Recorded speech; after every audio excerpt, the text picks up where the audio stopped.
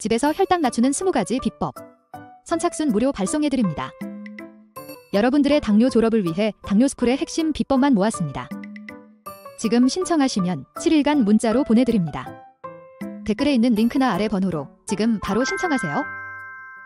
안녕하세요. 당뇨인들의 당뇨 졸업을 돕는 당뇨스쿨의 한의사 이희민입니다. 오늘은 당뇨 발저림 치료하는데 얼마나 걸리는지 궁금하신 분들을 위해서 치료기간을 증상별로 명확하게 말씀드리려고 하는데, 대략적인 걸 말씀드리기 때문에 정확한 건 몸 상태에 따라서 치료기간이 달라질 수도 있지만, 그래도 이번 영상을 통해서 이 정도 나는 발저림이 있으니까 이 정도 치료기간이 걸리겠구나 예상하는 데 큰 도움이 되셨으면 좋겠습니다. 중요한 거는 증상이 심해지고 복잡해질수록 치료기간이 오래 걸린다는 점인데요. 그렇기 때문에 저희가 항상 강조드리는 게 있죠. 초기일 때, 증상이 심하지 않을 때 오세요. 그래야 치료기간도 짧습니다. 한번 볼까요? 왜 그러는지?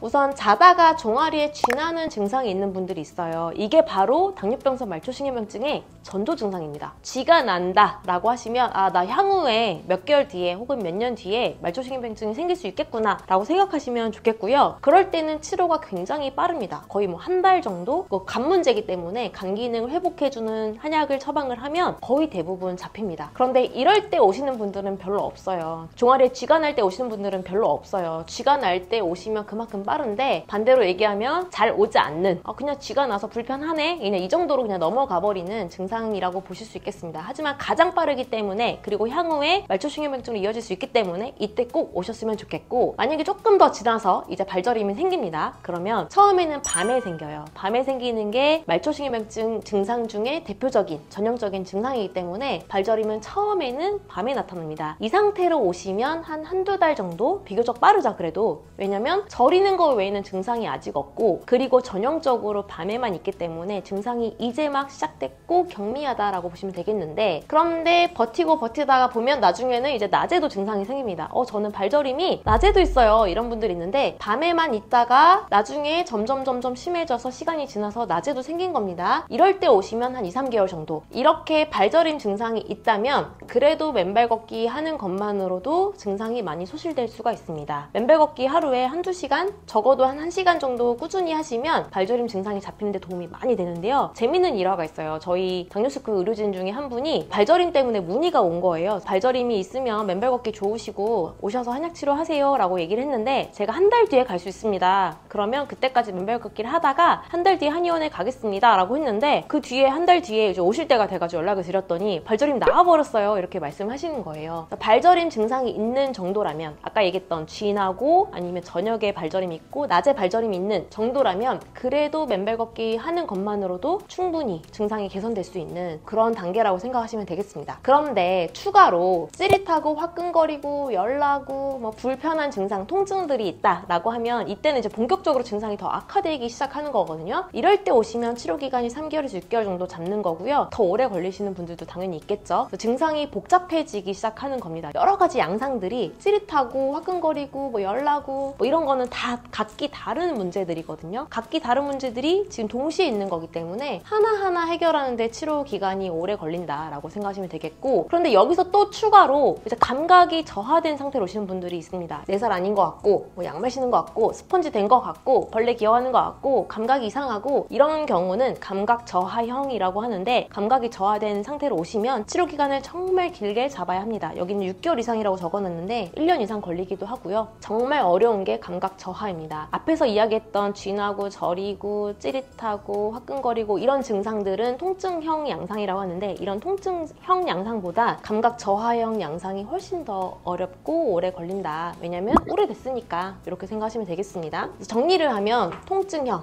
아까 이야기했던 증상들이 있고 감각 저하형 증상들이 있는데, 이런 증상들을 한약적으로 표현하면 간주근, 근육을 영양하는 거는 간이기 때문에 기본적으로 간을 치료합니다. 그리고 음어 증상이 있으면 당연히 화끈거리고 열나고 이런 증상들이 있고, 비병, 아픈 거, 양어, 시리고 이런 증상들이 이제 다양하게 나타나다가 그래도 치료 안 하고 버티고 있으면 감각 저하형까지 가는데, 한약적으로는 위기불행 마목이라고 하는데요. 이런 여러 가지 양상들이 다 각기 다른 문제로 생기는 거기 때문에 하나하나 증상이 추가될수록 치료가 오래 걸린다, 이렇게 생각하시면 되겠습니다. 그럼에도 불구하고 저희는 이렇게 한의학적으로 봤었던 문제들 하나하나 치료를 하다 보니 치료율은 그래도 좋습니다. 6개월 이상 치료하셨던 분들의 통계를 봤을 때 88.2%가 당뇨 발저림이 줄거나 완화되었다라고 말씀을 하셨고요. 여기서 말하는 당뇨 발저림은 모든 증상을 다 포함해서 뭐 저리고 찌릿하고 화끈거리고 열나고 시리고 또 감각이 없고 여러 가지 증상들을 포함해서 88.2% 환자분들이 줄거나 완화됐다라고 말씀해 주셨고요. 그리고 이 중에 절반이 거의 완치됐다, 거의 뭐 100% 다 좋아졌다, 이렇게 말씀을 해주셨거든요. 그래도 말초신경망증은 치료율이 좋다, 치료율이 좋은 편이다, 이렇게 생각하시면 되겠습니다. 한약적으로 이렇게 치료를 저희가 자신 있게 할 수 있는 이유가 앞에서 간 이야기가 나왔죠. 근육을 주관하는 건 간인데 간 기능을 회복해주는 많은 좋은 약재들이 있어요. 그 약재들을 충분하게 넣기 때문에 간 기능이 회복이 되면서 영양 공급이 잘 되는 거고요. 두 번째, 모세혈관도 굉장히 중요합니다. 실제 모세혈관이 혈액순환을 담당하는 거잖아요, 말초까지. 근데 모세혈관을 볼 수 있는 검사가 있습니다. 조갑주름 현미경이라고 해서 손톱 밑에 있는 주름을 통해서 자신의 모세혈관을 관찰할 수가 있는데 좋은 혈관들을 가지고 있는 분들은 좀 드물고요. 말초신경증으로 오신 분들은 대부분 모세혈관 모양이 좋지 않습니다.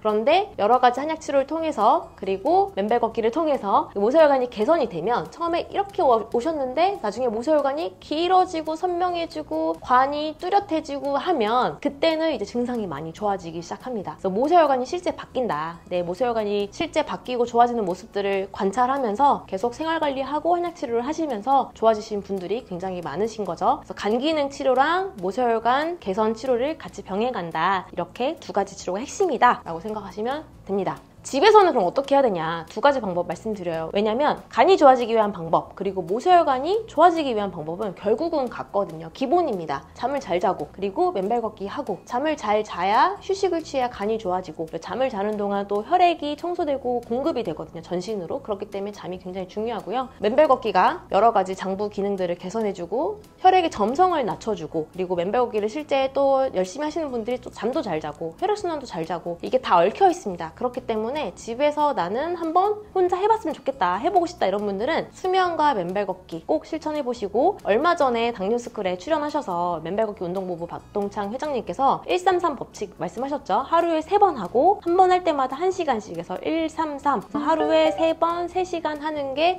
가장 좋다라고 말씀하셨는데, 한 번 할 때 1시간이 좀 어렵다고 하면 10분이라도 괜찮습니다. 133 법칙 기억하셔서 맨발 걷기도 하시고 11시, 12시 전에 자서 7, 8시간 자는 것 꼭 실천해보시길 바라고요. 나는 이렇게 해봤는데 안 된다, 너무 어렵다, 증상 때문에 괴롭다, 그리고 혹은 지금 아직 아까 얘기했던 초기이기 때문에 좀 빨리 낫고 싶다, 이런 분들은 한약적 치료를 고려를 해보시고요. 단 1개월만이라도 시작해보세요 라고 제가 적어놨죠. 왜냐면 자신이 있기 때문에. 왜냐면 1개월만이라도 치료를 해보면 증상이 완화되는 게 느껴집니다. 아, 쥐가 없어졌어요, 뭐 저림이 줄었어요, 낮에 저렸던 게 사라졌어요, 찌릿한 횟수가 줄었어요, 이런 얘기들 하시거든요. 1개월만 치료해보셔도. 반드시 말초신경망증은 방치하면 괴사로 가기 때문에, 괴사로 가면 안 되겠죠. 절단을 할 수 있는 상태에 놓여지기 때문에 그때 오시면 저희도 고생하고 환자분도 고생하십니다. 그래서 괴사인 상태에서 오시기보다는 저희는 가급적 진하고 저리고 이럴 때 오시면 제일 좋고요. 그렇지 않더라도 찌릿하고 화끈거리고 열나고 이럴 때 오시면 제일 좋고요. 그렇지 않더라도 감각 저하인 상태에서라도 꼭 치료를 서둘러서 해보시고, 나는 만약에 아직도 고민이다 라고 하면 1개월만이라도 고려를 해서 치료를 해보시길 바랍니다. 1644-5178로 문의 주시면 저희가 자세한 상담 도와드리도록 하겠습니다. 여러분, 당뇨병성 말초신경망증 방치하시면 안 됩니다. 오늘 말씀드린 생활관리 비법 두 가지였죠. 수면과 맨발 걷기 일상에서 실천하시고요. 그걸로 부족하신 분들은 한약적 치료를 반드시 고려해 보시길 바랍니다. 그럼 다음 영상에서 뵙겠습니다. 감사합니다.